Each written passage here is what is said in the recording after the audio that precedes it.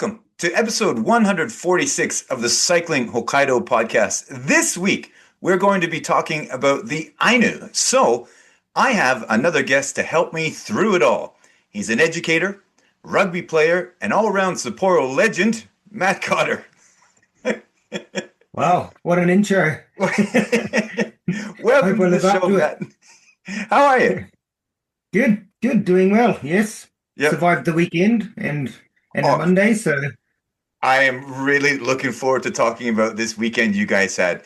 But first of all, um, hmm. welcome to the show. If you could kind of tell us a little bit about yourself, like how did you get? You've been in Japan, I think, as long or longer as I have, right? Yeah, quite a long time. I came in 99, Yep. and left for a year to go and teach in London for a little bit. But ever since then I've been in Sapporo. So Yeah. yeah, so I came to Sapporo in 1999 as a jet on the jet program, Right. teaching English at well, for the Sapporo Board of Education and going to different schools and team teaching with Japanese teachers. Um, and yeah, why did I decide to do that? I was a primary school teacher in New Zealand, and yeah, I just had in New Zealand we've got lots of, well, it's a little bit different from Japan, obviously, but we have kids from all different ethnic backgrounds and have been in New Zealand long time or not so long. So yeah, I was teaching Primer Ones, well, new entrants, and Mm. a couple of Chinese boys had just arrived in New Zealand and they were in my class. So they were twins and they had kind of special remedial English, I think they call it, for about an hour a day. But Mm. the rest of the time they were in my class, and it was like I found it really hard trying to kind of communicate with them for things they needed to do in the classroom. And with new entrants, right, it's like herding cats anyway, so it made my day pretty busy. So I thought, um, yeah, kind of for me to be able to get better at teaching kids with no English skills, Mm. then I wanted to be in that situation myself because it was hard for me, but probably a lot harder for them. So if I put myself through that situation, then probably I'd be a little bit more empathetic as a teacher. So about that time, I saw the advertisement for going to go and teach in Japan. So I thought I'll give it a crack Oh, and came over. right. Cool. So Oh, I knew I nothing about Japan. I absolutely nothing. I don't know why. I thought people were eating sushi every day and still wearing kimono. And got a bit of a shock when I got off the plane. And there's all these Ganguro girls waiting for one of their mates who'd been studying abroad in New Zealand, and they had like white paint on their faces and really brown suntanned. And I was like, "Is this the right country I'm in?" But yeah. I was like still thinking kind of memoirs of a geisha type movie thing going sure. on. Yeah. Yeah, so Well, that's cool. what how I came, and I was actually only planning to stay for a year and kick on and go see mates over in London, but yeah, I loved it so much. I was finally making some money, which was good. Never Yeah. really had much until then. So then, and also yeah, I became part of the Hokkaido Barbarians rugby team, was playing rugby, having fun, and that off season in the winter was a good 3 or 4 months because of snow. So then I Mm. got into snowboarding as well, and I ended up loving that. So Yeah. ended up staying 3 years on that contract, and then off to England for a year, and then back and stayed ever since. Cool. See, I had that backwards. I thought you come over to play rugby originally.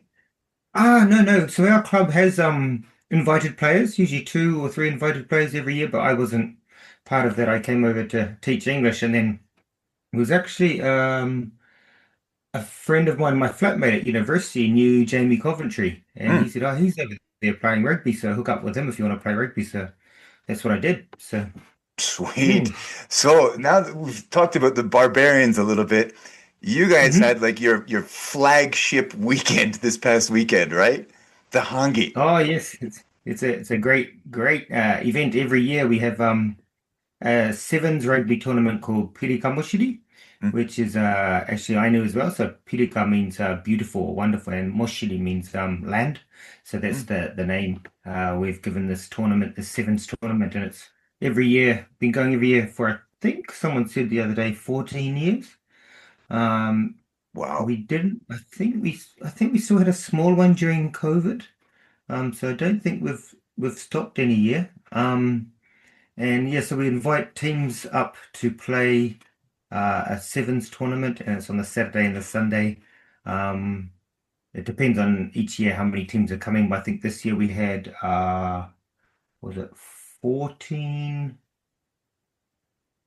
maybe 14 men's teams and 8 women's teams or something. Wow. And so they play their games on the Saturday, and on the Sunday is the finals. Go into the finals league, and it's all kind of finished by lunchtime on Sunday, where we have a big barbecue, and also the main event is we put down a Māori hangi, which is a traditional uh, way of cooking where you heat up stones for a very long time, about 3 hours And on the fire. it's quite dramatic looking as well, right? I've seen quite a few pictures coming out from this weekend, and that Yeah, fire is yeah, just yeah. whoa.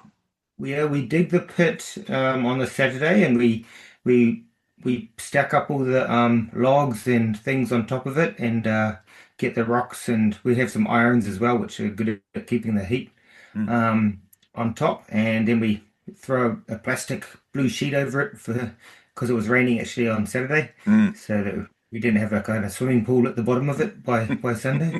And then we lit her up at 5:30 in the morning. It burns down for about 3 hours, getting those rocks and irons really hot, and then we take them out um, for a little bit just to get all of the ash and embers and things out of the hole, and then we put them back in. They're still red hot, and then we put crates of food, well, baskets, steel baskets of food with meat on the bottom. We had like about I think 10 huge big chunks of beef, 10 of lamb, 10 of pork, 35 chickens, and a whole lot of sacks of potatoes and pumpkins. So that went on. And then you put wet sheets over top of that, wet sheets or wet towels, then wet sacks, and then finally with uh, a plastic sheet on top of that. And then you bury it with dirt, and it's under there steam cooking for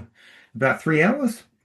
Um, Man, it yeah, looks steam cooking, just so the meat's like really soft, it just falls off the bone. But it's kind of more like a barbecue taste because it's the rocks and the irons have been fired up by fire, obviously. So oh yeah, it looked yeah. just awesome. And how many people are you guys feeding?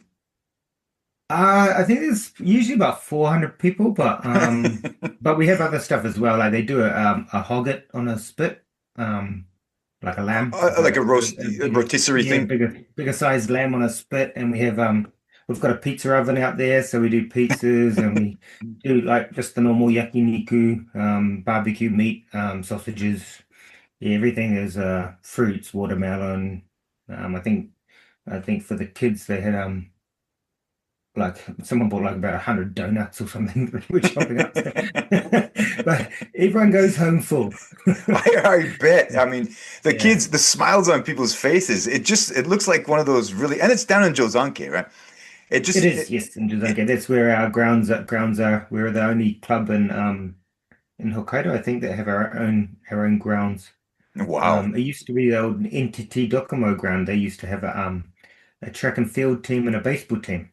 wow. So when they decided not to pursue those sports anymore, they were kind of like professional or semi-professional. They would like scout players to come and play, or runners or track and field athletes. So it was kind of dormant for a long time. So our club captain went and made a good deal and bought it and turned it into 2 rugby fields. Wow. Uh, I've cycled past the grounds quite a few times, and it's an amazing looking facility. I mean, the clubhouse is gorgeous too. yeah, it's really huge, and we built another little one in between the grounds, just with toilets and a kind of a um, little lounge area and facility, and about kind of like a big deck for having little barbecues over there as well. And Right. we've got one inside training ground, which is kind of like a vinyl house for growing vegetables, but we've Mm, just put natural turf in there, which it gets ripped up every year when the A team start playing on it in winter. But I mm. think eventually we might put some artificial turf down might be better, but it's good for Cool. winter. We can still train in the snow season. Yeah, yes. Yeah, It's a real disadvantage, they say up here in Hokkaido, right? For sports clubs. The the it is. It is, the and people training like changes. try to say that it isn't, and try to not make it an excuse. But it is when you're not playing 4 months of the year. You can train as much as you like, but if you're not playing games, you lose that. In Japanese, you call it your shiaikan, which is um, Your your edge. awareness about playing games. Ah, And I was like that when we were like that when we were playing in the A team and had to go down to like play our All Japan competitions in the middle of January. We hadn't played for like 6 weeks, right. so your match fitness goes, and it's just yeah. And of course, in being Japan, they'll have you play one game on a Saturday and another game on the Sunday to so that you're not Yeah. coming down, you know, every week or not. They're trying to get you to do it all in one go, and it's like after you haven't played for 6 weeks and you're playing a game on Saturday, it's like everyone's walking out on Sunday half broken and saying, what are we doing? What's this Yeah. for? Yeah. Yeah. Oh man. I think I have to go to this event next year. Um, Yeah, definitely. I don't know why you haven't already. well, see, because it's cycling season is kind of getting really underway, right, at this time of Right. year. And I was out and about on my bike on Sunday, this past Sunday as well. And I Hmm. actually went down to check out one of the Ainu centers, the museums, cultural centers. Is that what they're called? Ah, yes, the cultural center that's down near Jizanke there, the Pirikakotan. Piriku, Piruka Kotan? Yeah. So I haven't actually, Pirikakotan, yeah. I'd never been to that one before. So Right. I kind of wanted to get down to see it because I think they're really good cycling destinations, right? Because, Right, yeah, definitely. getting out on the bike and learning about stuff is, it makes it more fun. It makes it more interesting. And Exactly. being here in Yeah. Hokkaido, we have this history that pretty much you and I, we know about it because we've lived here forever. But Hmm. most people coming into Hokkaido have never even heard of the Ainu. Right, right. And on top of that, when I came in 1999, I never heard of the Ainu. I mean, I'm Maori, and I was like, I didn't even know there's any indigenous in Japan, and I'd been living here for a couple of years.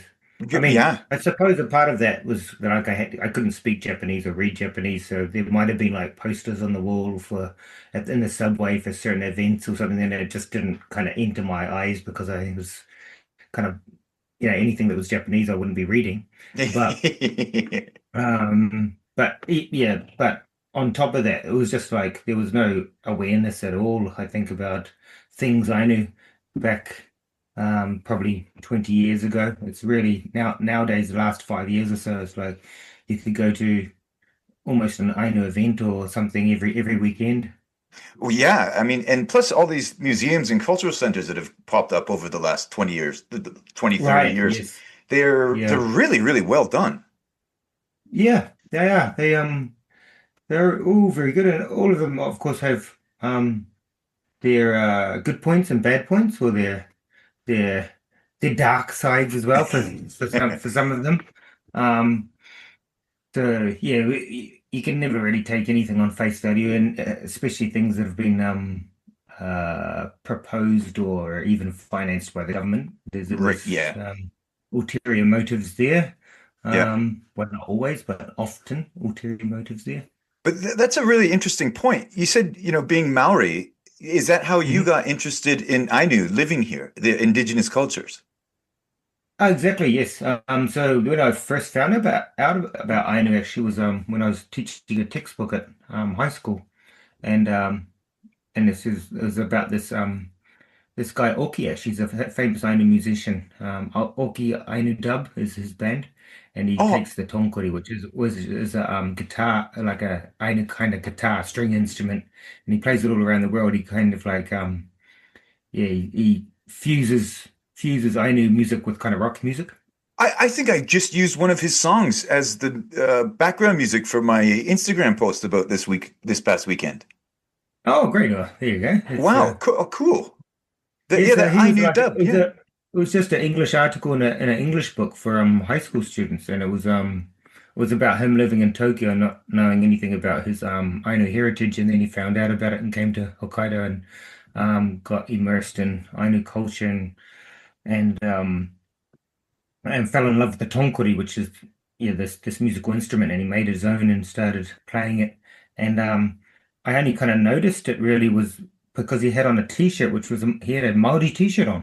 So he Mm, must have gone to New Zealand and got or been given this t-shirt that had like a Maori kind of carving face on the front of it. And I was like, oh, what's this? And that's when I took notice, and then oh, these Ainu people live here. right. So I think, yeah, personally, I mean, my kind of journey is learning more about my identity as a Maori person from New Zealand. I didn't really grow up Maori. Mm, Like I grew up as pretty much in a Pākehā setting, which Pākehā means non-Maori setting. okay. So I found out more about my identity, my whakapapa, my roots, and my started learning the language and more about my culture when I went to university. So I thought being over here as an indigenous brother, so to speak, Mm. if I could do anything to support the indigenous here, then yeah, that's what I thought I should Eh, should eh, do. And being in the university system now as a lecturer or like professor or whatever, you kind of it's given me that opportunity to have a research theme or a research field that's involved with that. So that's exactly what I was going to talk about because I think you actually teach classes on indigenous cultures, including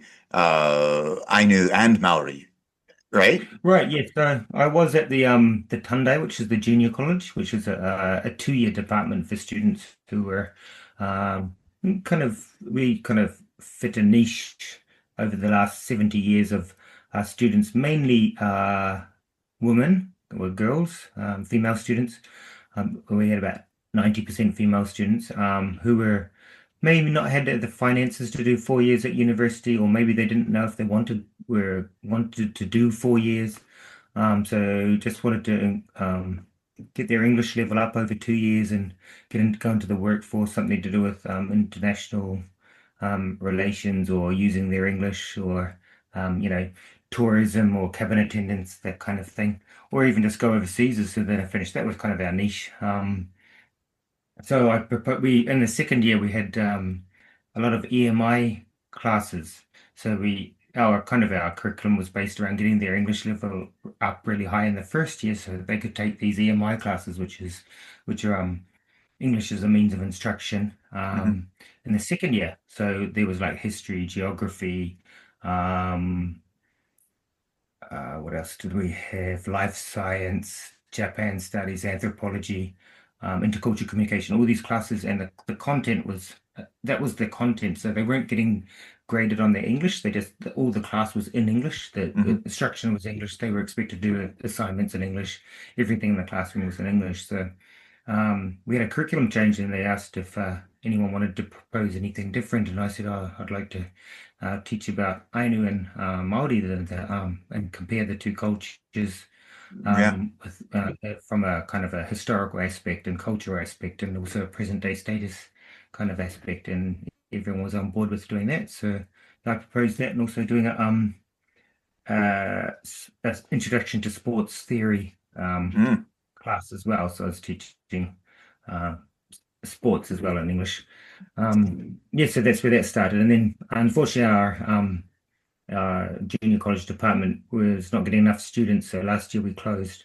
Mm. And but this year we've started a new global innovation department where it's been great in the way that I've been allowed to bring a lot of the what I was teaching at the junior college over. So I've got Ainu and Māori studies classes, I've got cultural anthropology um, classes. Well, they actually won't start till next year because we're just in our first year. Mm. But yeah, but I'm teaching I know Māori studies for the international department. So for our exchange students that come over, it's Mm. mainly for them. It's in Right. English, which is great because their English is obviously fluent and you just you can delve really deeper. You're not worrying about English level. And Right. also other high level English, mainly the English major students are allowed to take the class too. It's quite popular. I've got like 32 or something in there this year. And Well, they've increased it to do a second semester as well for the second semester students that are coming over. So yeah, that's fun. Excellent. And I think I've seen or heard through the years that you do some work with Ainu groups. Are you a part of any Um, local, uh, what would you say, organizations or anything? I'm kind of not really part of organizations because um, I'm not Ainu, obviously, so I'm not Mm. really a stakeholder in a lot of the things that go on, like suing the government to get like body remains returned and that kind of thing, or like vying for more support for revitalization of culture and language, or trying to get government apologies for wrongdoings done over colonization, all that sort of thing. I'm more of a what would you call, kind of like support, if like a go-between for like collaboration opportunities, like if there's, like, for example, Ainu weavers who wanted to connect with Maori weavers in New Zealand. Ah, um so where you how and who should they contact, and how could that happen, and that kind of thing. cool. So And you're this a is kind of bridge really the start between. of my journey doing that sort of thing too, because there's other people doing it as well. So it's kind of like making a big network is what I'm trying to have, a big network of, if somebody's wanting something, then I can pull out one drawer and, okay, I've got this to help for that kind of thing. So yeah. Excellent. Excellent. And I'm Mhm. sorry, I don't, there's a couple of things in there I don't really know about, and I'm sure our listeners don't know about, but suing the government to get bones back. Yes, so way back in the 1800s, there were anthropologists from the Hokkaido University, was the main one, Mm. but also other universities just basically, we could go into it in detail, but I'm sure we've got a lot of other things to talk about. But they basically did a whole lot of grave robbing and stole remains Ah, out of cemeteries, um, bones, yeah, well, remains and also relics and things as well. So artifacts. Yep. All right. there was until like about 10 years ago, there was 2,000 human remains um, within the country, and 1,000 of them were stored in Oh, Hokkaido wow. University. So a lot of Ainu groups have sued Hokkaido University to return them, and it's happening all over the world. Like in New Zealand, we have poimoko, which are tattooed heads that were traded or taken from New Zealand and are in museums all around the world. And Māori have been trying to, those Māori families have been trying to get them returned over years, and some museums have and some haven't. But yeah, so the pretty much Hokkaido University's status or stance was they're obviously basically in cahoots with the government, is that if they can't DNA test them and know exactly whose remains belong to who, Yeah. then they can't get them back. Oh, They wow. have repatriated some. Um, but yeah, they're saying, oh, well, and on the Ainu side, they're saying, well, we'll do it, DNA test them, but I suppose it must cost a lot of money or something because they're Yeah. not doing it.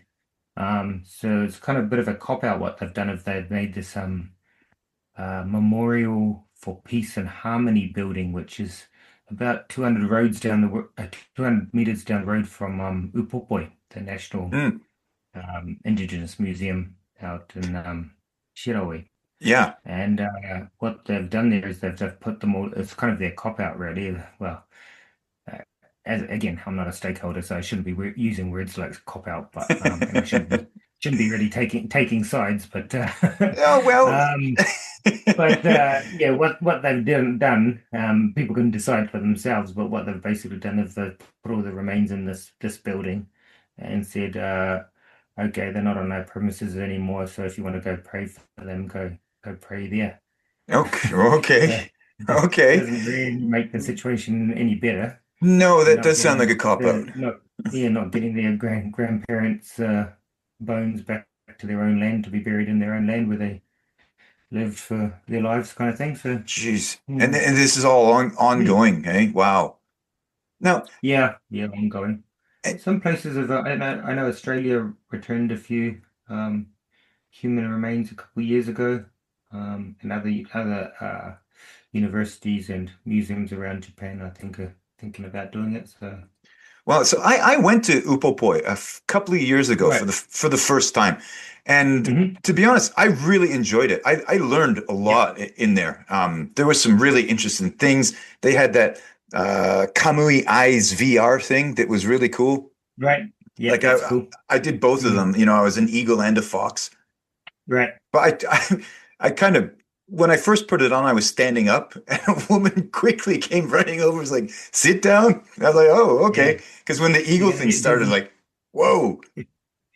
But Yeah. I really enjoyed Upopoi. Of course, I rode my bike out there because, again, I love using museums and things like that as destinations, and having this Hmm. history just adds so much Mm. flavor to the bike rides I do. But Right. Upopoi, now me not having a deep history with the Ainu culture or ongoing modern issues, I've Hmm. only kind of heard smatterings that there might be problems with Upopoi. Yeah, there's a few things going on there. I think the main things was the human remains thing was one of them. Also, why was Upoi built in the start in the first place? It was kind of like, okay, well, like Japan didn't recognize Ainu as indigenous until 2008, Mm, after the indigenous summit was held here in Hokkaido, mm. after the World Summit that was out at Toya, Yeah, Lake Toya. yeah, yeah. It was right after that, and it was all indigenous eyes were looking at around the world were looking at Japan, saying, "Hold on, you're holding an indigenous summit in Hokkaido, and you still say there's no indigenous in Japan." So finally, they admitted and said we have indigenous. They still haven't said that the UQ people from Okinawa are indigenous. Um, so and of course, the Olympics was coming along, so. A lot of people thought, well, is this just kind of a show to people who are coming for the Olympics to say we are looking after our indigenous and this is what we're doing for them and that kind of thing. When actually, grassroots level and what's more important, things like again, culture, language revitalization, um, governmental apologies, Mm, returning of space of cultural areas, that kind of spiritual areas, that sort yeah, of thing. I mean, yeah. even the Nibutani Dam was built on spiritual ground.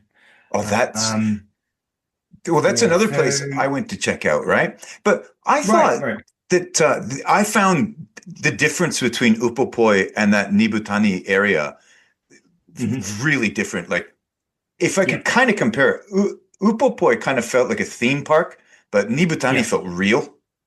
Yeah. Well, It's that's what they've been kind of calling it, the theme park. I mean, there was a Shiroi National Museum out there and it was owned and run by Ainu. So then mm, the government come along and say, okay, we're gonna put the kibosh on that and we'll set up this whole big new thing for all the tourists to come. And ah, it's owned and run by the government. Of the course, there's Japanese. Ainu working there, but up in the higher echelon, there's no Ainu up in the actual paid echelons, the decision-making places. So they do ask some Ainu professors and things to help with different things, but there's no one employed in the higher echelons that who's Ainu. So it's like I it see. just kind of reeks of colonization again. But yeah, things like that. And also there was problems with other tourist areas like Akan, who's a big they have a big kotan over there. Asahikawa, again, Nibutani, like with all the with tourists from Japan and also inbound from other countries wanting to go to Upopoi, then they lose customers too, right? Wow. And So, but the yeah. one thing I found about the Nibutani site, the Nibutani museums, was Hmm. Kayano Shigeru's kind of personal museum. Yeah, yeah. Like that It's was an incredible man. yes, amazing man. Amazing man. Yep. But I thought that he did he not have like the Sapporo government recognize Ainu as indigenous in 1999 or something when he was fighting He against the was dam? yeah, he sued the Hokkaido government over the Nibutani Dam in 1997, I think it was. and he said this is spiritual land, and also it's going to muck up the Saru River where they get all their salmon from, and they take the Mm, salmon for mm. um, traditional salmon. That's another thing. Like over history, they were banned for fishing, so What? banned fishing, banned for deer hunting. So they had to either do it and break the law, or starve and die, kind of thing. But that was the way that was how harsh their policies of assimilation and integration were to try and get Ainu to become Japanese and Japanese. just forget about being Ainu. Wow. Mm. That's Yeah, shocking. and But gave them parcels of land to farm that was like really bad for farming anyway. And they mm, gave them saying you have to make a such and such quota from the produce from this land within 15 years, or we're taking it back. And it was really bad land that they gave them. And Ainu weren't farmers anyway. And Ainu were hunters and collectors, so they didn't really know how to farm. So yeah, it was just going from bad to worse, really. wow. Wow. Okay, okay. See, Mm. I didn't know all that about giving them, bad farming land, but I'd heard about so much about their customs and so many aspects of their daily lives that were banned. Like they weren't even allowed to speak their own language. Yep, that's right. They had Japanese schools. They weren't allowed to speak Ainu at Japanese schools. I mean, that's common with colonization all over the world. In New Zealand, there were native schools set up by missionaries, and Maori kids were beaten if they spoke Maori at school. Yeah, that happened in Um, Canada too. Yeah, yeah. I think it's a common story all around the world. Yes, they weren't allowed to speak the language, um, all customs, all like Hiomante and sending the ceremony for sending kamui, which are gods, back to the god land that was banned. They weren't the women weren't allowed to practice having a shinue, which is their tattoo around their mouth. Oh yeah. That's a really interesting way that the government had a really interesting tactic. They had to thin the Ainu blood out. So what they Mm. did is they knew that the Ainu women, that shinue would start when they were little girls. They'd just like put some dots on, and then every year they'd kind of make it darker. And by the time they had a dark shinue, that was kind of a mark of not only beauty, but they were ready for marriage. Ah. And so Ainu men would only marry Ainu women who had a shinue. Mm. So they banned that practice. So that means that the Ainu men wouldn't marry any Ainu woman because they didn't have they didn't have the shinue, the mouth The tattoo. So they married a Japanese woman, and then again wow. the Japanese woman who didn't have a shinue couldn't marry any Ainu men, so they'd marry Japanese men, and that was kind of the government's tactics to thin out the Wow. Ainu blood. Yeah. Holy smokes. And Mm. that's a really striking tattoo. Yeah, yeah. The last person with a full Shinui died, I think, in 2001. I Mm. think so. Only about 20 years ago. Yeah. I think it's just before 2000, maybe 1999, 1998 she died. So, yeah. Wow. Mm. It's so much of it is really nasty. And but see, like Mm. with the Canada in Canada with the natives or Maori, these are kind of Mhm. worldwide famous things, right? I think it's Right. way more mainstream out there in the world than the Ainu situation. And it's Right. kind Yes. of Yes. odd. I don't know how that kind of slipped under everybody's radar. Well, I think a big part of it is yeah, the thinning out of blood and the amount of discrimination that happened when more and more Wajin started coming up into Hokkaido, the so-called pioneers. They Mm, were like just by that time Ainu were under complete rule of Japan of the government. So a lot of governments would just come through Ainu kotans or Ainu towns and just pick up all the healthy men and take them for pretty much forced labor on like for fishing for herring, the forestry, making roads around Hokkaido, the coal mines. Um, and so what Ainu were doing to not have that happen to them is they call it the silent Ainu.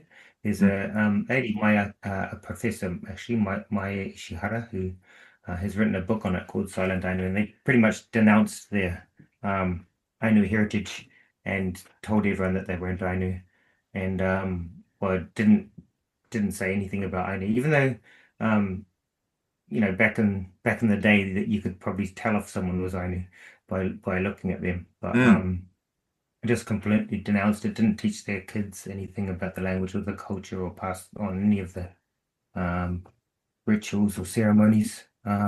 So it just all got covered up pretty quickly. wow. Now the reason I was given, and I've read a lot about it for the government to make Ainu become basically Japanese was because they were worried that Russia was going to come down through Sakhalin and take Hokkaido. So Mm, Hokkaido had started to become a huge producer for the rest of the country. So mm, they thought if and there's lots of resources, huge resources in Hokkaido, obviously. So because there are Ainu living in Sakhalin and also Ainu living in Hokkaido, then Russia could have said, well, Ainu are living in both of those islands, so they're both rightfully ours. Let's mm, come down and take Hokkaido, which is why they sent up the Matsumai clan into Hokkaido, into Hakodate there to start making a border and saying, well, this is actually ours. And then what Matsumai did is they just started moving that border further north and started taking more of Ainu lands. Um, and that was done kind of like a lot through trading. And yeah, actually, when Matsumai came up, the trading was actually quite peaceful at the start. Yeah, Japanese and Ainu had quite a good relationship for quite a good, for centuries for mm, with just because of trading. And a lot of people don't know, but Ainu were really quite really good sailors. They were kind of a seafaring people, so they would come down to Honshu, pick up uh, trade with goods from Hokkaido, take it over to China, to Russia, and then and back and forth, really kind of in between traders. mm. So that relationship was pretty good when they were just dealing with Matsumai. But what Matsumai did is he kind of leased out the trading rights to other people who were coming up because there was just so many more people coming, and then there's kind of like different imbalances going on. Like if it was like with Matsumai, it was like 100 DFOs for 5 barrels of rice. Then suddenly it was like, no, it's got to be 150 DFOs for 5 barrels of rice with the other merchant or the other trader. So, um, yeah, there's a lot of things happen. There's quite a few revolutions happen. Probably the biggest one is Shakushain. He's Yeah. kind of the Ainu hero. Yeah, I He went to kind of visit his place. right, yeah, yeah. He got all of the tribes together to make a big united um what tribes, all the groups, the Ainu groups from around Hokkaido together to make a big united rebellion Yeah. against against the government. But yeah, he failed, and then the last one was the what's it called, the Munashi Kunashiri battle, I think, or rebellion.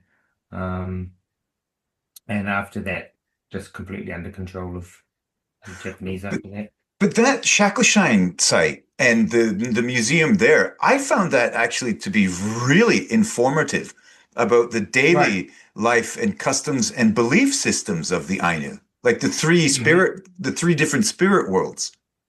Right, Was right. it like that was really interesting. Like there's this world, the world of the gods, and then Yep. the afterlife. Afterlife, I yeah. think that's the three, right? That's right, yeah. Yeah, that was really interesting. Plus, his statue's really cool to see, and it's one of those Yeah. places. There is nobody there either. Like No, nobody's going to visit this huge piece of Hokkaido history. right. They do have a one event every year where everyone gets together there and they're allowed to fish so many salmon to make oho, which they have these big huge cauldrons of oho, which is like a soup. And they Oh, make chip oho, which is with the salmon and it's and yeah, and they have lots of salmon and they have performances going on. Yeah, that's once a year they have that Shakushain's event. I can't remember the name, but it's to honor him. yeah, but that's really interesting. You say that oho, because I just learned about Hmm. that yesterday as well. They also made it with bear or venison. Yeah, yeah, and they Did, just changed the name. Like come or ho, come means meat, so come or ho was the like a meat soup. You have the chip hotel, which is the fish soup, or you'd have I think it's called kina or ho, it's vegetables. So they always had this similar kind of vegetables in there, but they just change it up with what they had. They make And these kind of dumplings too out of when they started farming kibi, which is millet, and they would pound it up like rice, like mochi. It was kind mm, of like a millet mochi, like a rice cake, and then they would harden it, and the hunters could just put that in their bags, and when they went hunting up in the mountains and staying the night, they could just boil up some soup and put them in, and would turn into like rice dumplings. wow, wow, Yeah, that's it's called fascinating. And shito. I Mm. was also I watched the video about the alcohol that they made. I can't remember what it's called now. Ton. Oh yeah, that's really strong. Made Oh, from yeah, made from millet as well. What's it called? you've had it. I've Ton had it a ton few ko. times. Yeah, it's like that. It's a name like that. Tonokon, tontokon or something. Yeah, Yeah, yeah. we're I've close, forgotten the name, but but you've it's had very it, strong. Very really. strong. Yeah, yeah. It's not bad. You get used to it. It's kind of just like it's almost like a sake, but it's more got the puree of the millet in there. Still in it. Oh, Yeah, wow. Wow. yeah. So, and you've had all this food as well. Yes, yes. There's a couple places in town you can have Ainu food. Of course, you can. There's a making experience you can do at Upopoi, Mm, and also at Nibutani. They sometimes have a special program if you go there and you get in touch with the right people, they will make you a Ainu bento. really? And yeah, I think they call it haru bento. Haru means food, but and they have all the different things, some different things in there, like rata skip, which is kind of like a mixed up pumpkin-y type thing, and you can get the chitakup, which is uh like minced up meat and kind of bodily organs of different animals, just like minced up with two knives. They get two knives and they kind of look like a drummer with two knives, just mincing it all up. Probably a lot of these things you might have heard on from if you've read Golden Kamuy, the comics. A lot of that Love got a lot of love that the kind of TV show and the stuff in there. movies. Yeah, yeah, yeah. The movies are good too. Yeah. Mm. But so, Matt, Mm. kind of since we've been talking about this, you've kind of been dropping some Ainu words for this, that, and the other. Do you study the hmm language? Can you study the language? It's kind of quite embarrassing because I've been taking Ainu lessons for about 4 years now online every Tuesday night Right. with Sekine Kenji. He's the Ainu teacher. He's from Nibutani too. He lives in Nibutani as well. His wife is Ainu Maki Sekine. She's a very famous artist, Ainu artist, and their daughter Maya Sekine. She's very famous in all sorts of Ainu areas, language, art, all sorts of things. But yeah, Kenji takes a Ainu lesson online, and it's actually went to New Zealand and learnt the Teatarangi method over there, which is like using the Cuisenaire rods. It's called the silent method, where you have rods. I might have some. Um, it's not going to help our listeners No, we're because just they can't audio. see them. But if you But could send me some pictures but later and I'll put them but up on but the Instagram. but you can see them. These in New Zealand, we used to use them for maths. Like the orange one was 10, and the green one was 9. And if you had an orange one and a green one, these two rods, how much was it? It was 19 kind of thing. Oh, But okay. there's a French guy, and he uh he he coined this method called the silent way and of language learning. Mm. And it was basically it was immersion, you weren't allowed to speak another language when you're in there, and you'd make sentence structures with the rods or pictures, and it would be kind of a repeating after the instructor type thing. And there's two Maori educationists, and they kind of tapered it for revival of Maori language.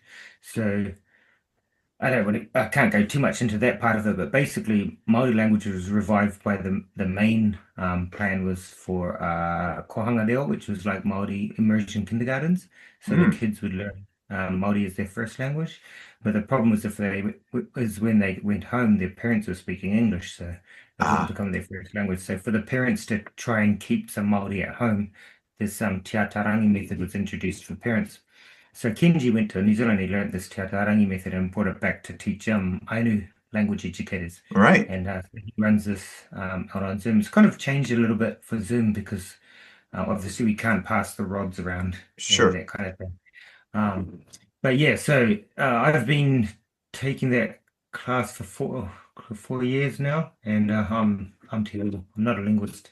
I know some words, but every week I'm struggling. But And it's but so the language has survived, and I think a yes, big part of that Nibutani area was Shigeru Kaino was a big part of why the language has survived. right, yes, he was doing a similar thing to Kohanga Reo. He's trying to take it to kids and have kids learn the language. Mm, He was going out of his area to going to different areas to try and teach the language. But it is critically endangered by UNESCO, and there's only a handful of people who can speak it fluently. I think maybe 20 or so people who can fluently yeah, speak it. There's no native speakers now. Um, so Shigeru Kaino-san's uh, Shigeno Kayano's son, I think, was the last native speaker. No, because wow, he's still alive. So it must have been Shigeru Kayano. He was probably the last native speaker, I would say, wow, which means like, native and fluent are a little bit different. Native means it's your first language. yeah, So all of the fluent languages, fluent speakers have learned it after, right. um, I would say Japanese, most of them. So yeah. Right. And another thing Um, you'll notice, if I could just bring it back to the bike for a sec, when you're cycling around Hokkaido, isn't something like 80% of the place names from Ainu language here? Right, yeah, there's kind of like three systems. One is what the Japanese have taken the Ainu name and just slammed some kanji onto it Hmm. and but tried to keep the pronunciation. Okay. Like Sapporo. So Sapporo was actually from the Ainu word Sahoropet, which means like a wide, dryish river, which was probably referring to the Toyohida River. Right. Um and so they've just put these weird kanji with it to keep the pronunciation. Okay. So the Sapporo kanji actually don't mean anything. It's something cart horse or something like that. I don't know. But there's no meaning to the kanji. They have those sounds, so if people read them, they can say Sapporo. Um, and then the second way was taking the meaning of the Ainu word and changing it into the Jap and using a Japanese word for the meaning. So an instance of that would be like just down towards Hakodate is Onuma. Okay. Have you heard of Yeah. Onuma? Yeah, so Yeah. Onuma means big swamp. Hmm. So the area was called Poronai, which was big swamp. Hmm. So they've got the meaning of the word big swamp and changed it and made it Ah, Japanese Poronai. I see. But made it Onuma. And the third one is just like no relation to Ainu at all. Ah, cool. Yeah. I see. Thank you, Matt. I did not know about these Mm. three levels But of there's Japanese. a lot of words you'll know now that you think of them and go, "Oh, okay, but like anything bets, it Hmm. means river. Yeah. So we've got ashibetsu, Ashibetsu, what else we Chipubetsu. got? Yeah, anything bets. Anything nupuri is a mountain, like Okay. Anupuri. Yeah, Anupa. Okay. yeah. Um, What was the other one? Something nai, like as in Shizunai? Nai, yeah, Nai is kind of like a bay, like Oh, okay. Wakanai. Hmm. Yeah. Okay. Cool. So Hmm. that's really, I thought that was kind of an interesting way how the Ainu language has kind of survived through the years and just the place Right, names here in Hokkaido, right, yeah. which So again it's is kind of where, the one that is not really getting a lot of support.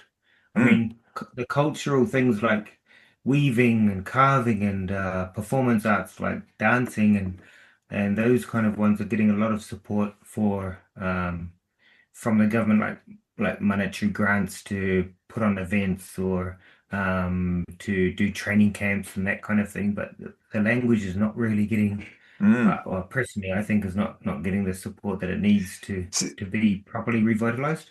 Right. Well, that's interesting. You say they're getting money for grants to put on events and things. Because when I was at Piruka Kotan yesterday, I thought I was quite lucky because there was this big event on with all the kinds of traditional dancing and singing and sorry, tonkori playing. Concordia. So there was this huge event that I just walked into, and there was all Oh, the that's singing. lucky. It was Yeah. really, really interesting. And Hmm. there were people taking pictures and things. And I asked the lady, I said, are we allowed to take pictures? She said, yeah, but don't upload them to any SNS or anything. Just if you want to keep a record of it for yourself, go ahead. Um, Right. but it was really interesting to just walk into I was expecting just, you kind of mentioned that it was a smallish museum. I was just kind of Mm, expecting to walk into this small museum, but there was this huge event going on in the large hall. right. But Right. but and you're talking about the weaving and things. Another thing I liked about that Piruka Kotan was when I walked in, the guy at the counter says, "Oh, and by the way, feel free to touch anything you like Mm, mm. inside the museum." That's kind of quite the opposite from every museum you ever enter. Yeah. Because Yeah. I guess they wanted you to feel the fabric because it's bark, it's made from tree fiber, some of It it. is, yes. It's made from bark. There's a pull the bark off the tree and rip the kind of the white fibers out from inside it, and it's kind of like uh you can keep ripping it down to it's kind of like paper. Mm, And then what they do is they soak it. They in the old days they would soak it in swamps for like months, and mm, then it would get really soft, and they'd bring it out and then dry it in the sun, and it'll become quite fibrous. But I think now they can speed up the process just by boiling it. mm. Right. Um, but yeah, there's it's still like it's like really paper thin, and then what you do is you shred, you peel it away, peel fibers away with your fingers, and you roll them between your fingers to make a thread. Okay. Yeah, I've Yeah. done it before in Nibutani with like Kenji, who we just talked about, our Yeah. teacher. Yeah. His mother-in-law, she's a very famous Atushi artist, and she makes Atushi, which is the Ainu clothes made that way. See, And she dyes them, and yeah, she has a prefab, and you go into a prefab, and it's just like there's these threads of different colors all hanging from everywhere, and she would just give me a roll and say, "Here you go, make a roll," and I'm sitting there all night because we're sometimes having like a party or something there, or we're hosting guests or like some kind of collaboration between different indigenous something. We always have a party in her prefab, and everyone's having a good time talking, and I'm sitting there rolling these rings between my fingers. But it's good to see like lets me take them home, and I actually when I'm teaching the students, I give it to them, and they can feel what it's actually like, and yeah, that's it's so all cool part of because the I process. mean, talking about how the making the clothes, like the patterns in the Ainu clothing are gorgeous. Yeah, yeah, I think beautiful. that's quite unique looking as well. Oh, very, very, and I think there's a lot of well, not a lot of, but there are groups and individuals who are trying to copy them or make copies. I mean, that's happening around the world Mm. too, with yeah, that sort of thing. And But if, of course, it's all very real. Well, I was reading it, it's all based on patterns they've noticed in nature and things like that. right, yes, so probably the main one you'll see is I think it's called the sheik, which is like it looks like a spike, and Yes. it's a spike because it's a thorn. And Ah, if they have those thorns, and we talked about the shinue, the tattoo, the in yeah, the mouth, they had kind of yeah. like spikes on the side, and Ah, they have sometimes wore gloves that had like the spikes on them as well. And that they were that's like that spike's actually thorns. on the socks I buy at Nakayama Toge at Oh, right. because there's the Okay. little Yeah. Ainu So souvenir corner. yeah. Every year I buy a new pair of Ainu socks up there. All right. Well, they'd be protecting you because those thorns are to protect you and your family and loved ones from the wind coming. Wind means bad, so the wind, the bad spirits of basically protecting you against bad luck. Cool. I've just learned more about my socks. Thank you. Yeah, yeah. You've got some pretty lucky socks there. Yeah. Perfect for cycling. Yeah. Goes well with your lucky gutty gutty kunai Okay, they're socks. like, yes. But now that we've been talking, the Gari Gari Kun, that's a lot of fun on the bike, right? The different flavors that come out every year. Yeah. It's good, all right. Um, but now that we've been talking about all this Ainu food, I'm gonna have to see if I can get a ride going where I can actually go to eat Ainu food. Mhm. I didn't realize I could have gotten that in Nibutani. Yeah, yeah, there is a restaurant in town too in Sapporo that does it, but I'm not too sure if you can just rock up and do it. I think you have to make a reservation. Yeah.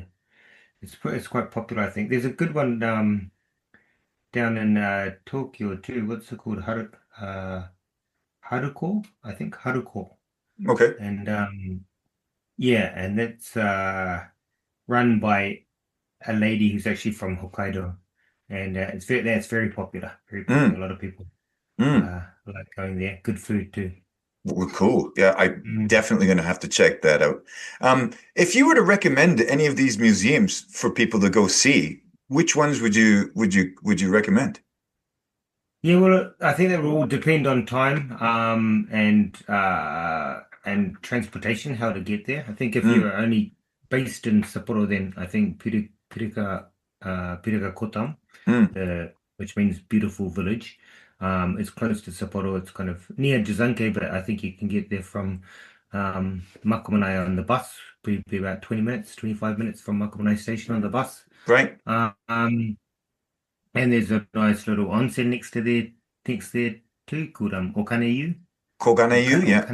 Okaneyu. Koganeyu. So yeah, you could put them both together and have an onsen and go see the little museum. And they've got some good things in there too. Some good things. As you said, you can touch them. You can do like play Ainu games, like throwing um the rings, the wooden rings onto the antlers, and Yes. kind of like showing throwing shoe horseshoes. Yes. Um, Yes. and yeah, so close to town, I'd say that would be the best one. If you've got some wheels or you've got a little bit more time to go by bus, then personally I like Nibutani because Yeah. it's more Nibutani Museum, and you can also go to as you mentioned, the Shigeru Kaino Shiryokan they call it, which is yeah, Shibuya. It's not quite a museum, but it's like a place that's got a lot of artifacts and things that Well, he's yeah, collected over his life. because it's kind of like where all these museums started with just him collecting as much Right, as he could of his heritage. And right, at right. one point, like the barn is open and you can have a look in, and there's still just hundreds of items in there that are just sitting there that he's collected over his life. Yeah, yeah, it's really quite amazing. So yeah, and it's great now that his grandson Kimihiro Mm, Shigeru, he Kimihiro Kayano, he runs it now mm, with his mm. wife Wow. Ria, and Ria she's Ainu too. So it's kind of quite it's quite rare to have two for Ainu and Ainu to be married, Wow. even these days.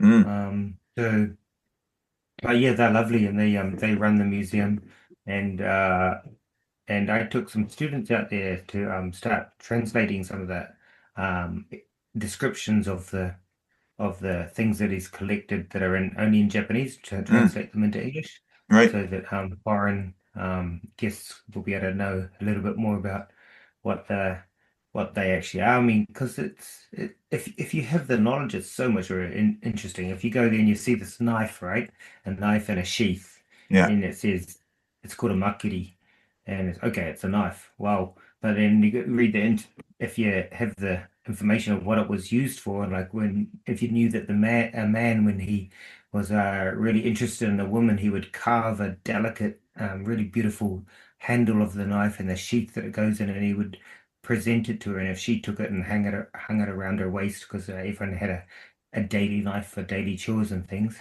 Wow. then it meant that she wanted to go out with him, wanted to date him. So Wow. those kind of things that yeah, that if you it's a lot more interesting instead of say, oh, that's a knife. See, yeah, see that again. I had no idea who Kayano Shigeru was before I went there, but just walking into his section of that museum, something felt different. Something Mm, felt you were you had to do research. If you'd known what you were, I I felt like if I'd known what I was walking into, I would have got so much more out of it right being there. But right. I still really happy I was in there because after I looked it all up when I got home, I was like, whoa, Hmm. yeah, I knew that was something. Yeah, Which is yeah, also kind of what with this episode of the podcast I'm trying to do for people coming, because right. having learned this stuff, it really adds so much more to a bike ride, having a little bit Yeah. more knowledge of where you are. And I think both a little bit of the history and a little bit and of culture both are necessary Yeah. to get a full understanding of what's going on. And Shigeru Kano, so he wrote hundreds of books, Mm, hundreds. I think probably the best one for someone to read before coming was called Ainu no Shibumi. It's in Japanese title, but it's been translated into English. It's called Our Land Was a Forest. Our mm. Land Was a Forest. And yeah, that's a good book to you can get it on Amazon and that, but I'm not too sure if it's on Kindle maybe. But that's a good read. It's about him and his father and his grandfather and that being taken for that as we're talking about the forced labor Yeah. and that kind of thing. So he was a really interesting guy. He just The- decided to go when he was like really young just to go become a lumberjack. well, Go that's live I up in would. the mountains and chop I, down trees. I could not believe that because I Mm. I talked about that in the last podcast I did about that ride I did Nibutani and the Oh, right. Okay. Shakushan site.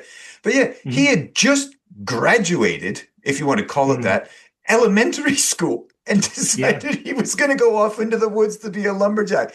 Well, he would have Yeah. been 11 or 12.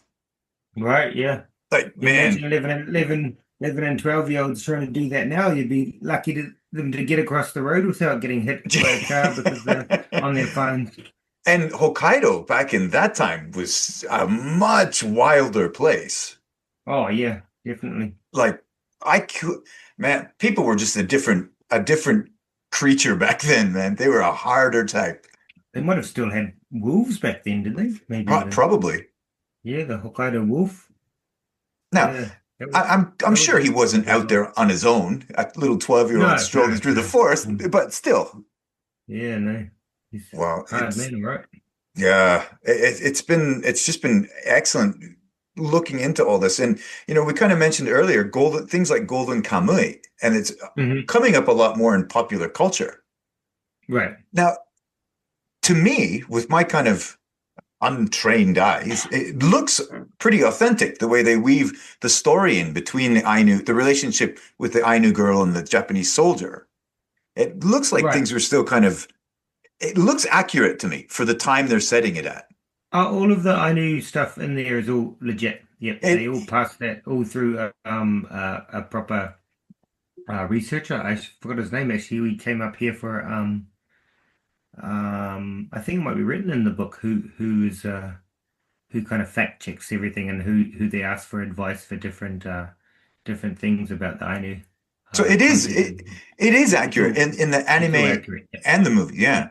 Because that I Yeah, was and thinking, they do Ainu they do out in at Nibutani they have a Urispa Center, which is kind of an Ainu crafts kind of building. You can go in there and learn how to carve something Ainu or do a little bit of weaving and that kind of thing. And they every year they have a Ainu they have a Golden Kamui what's it called stamp rally ah, like a quiz thing. You have to answer all the sure. quizzes to get a certain stamp and that kind of thing. And it's really popular. And people come up from all over the country, and they're dressed as like Ashiripa or just like the characters in the movie, and Cool, and they stay cool. out there and they do this stamp rally or it's like kind of like orienteering. You go all around the village.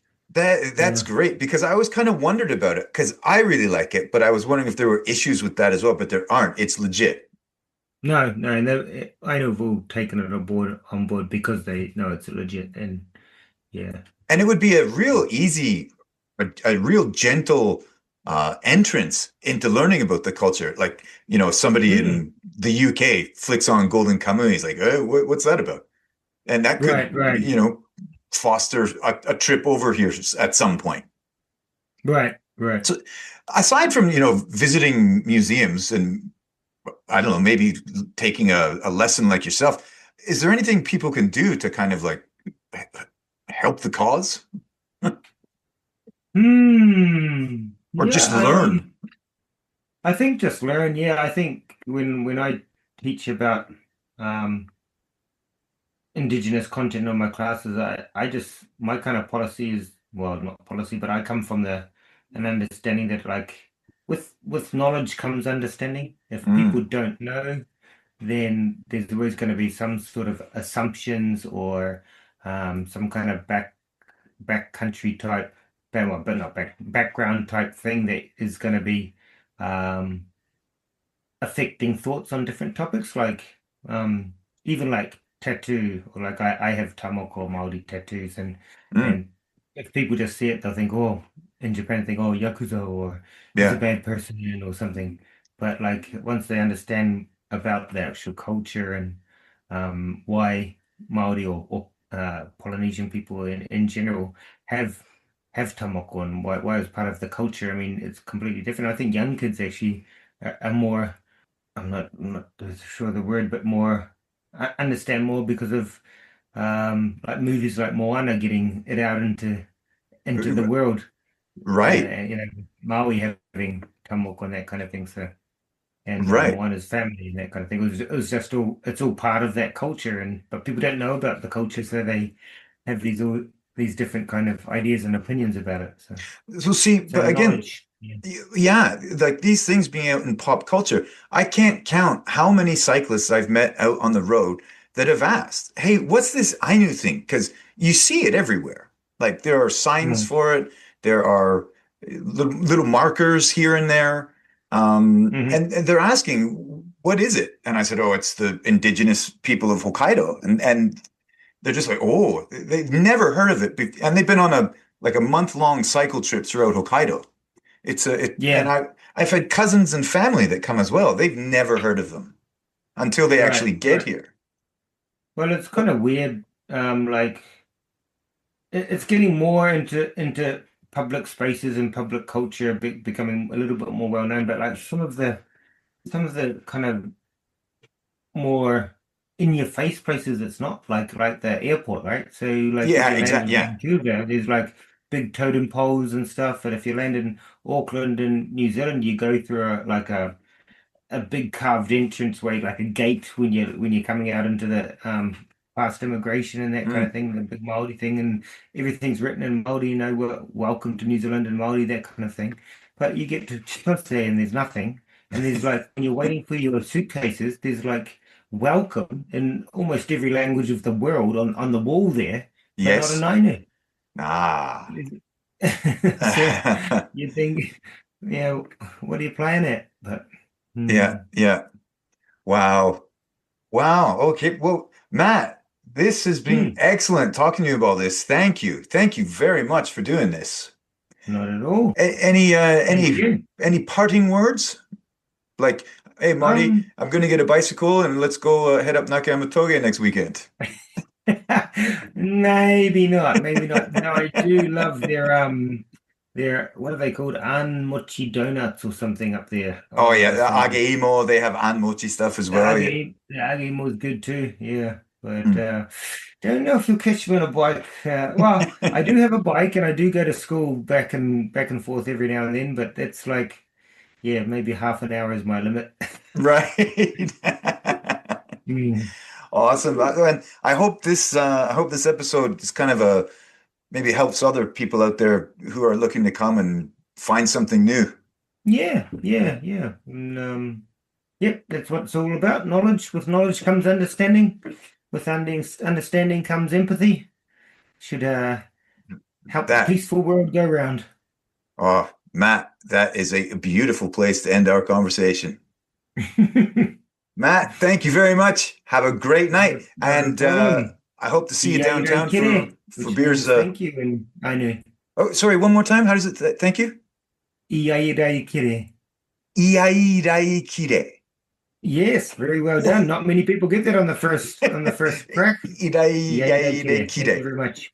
Hmm. Matt, thank you, and I hope to see you out and about town sooner than later. Yes, looking forward to it. Later, Thanks, Matt. buddy. Thank you. Okay, see Bye. you. I hope you liked my conversation with Matt Cotter about all things Ainu.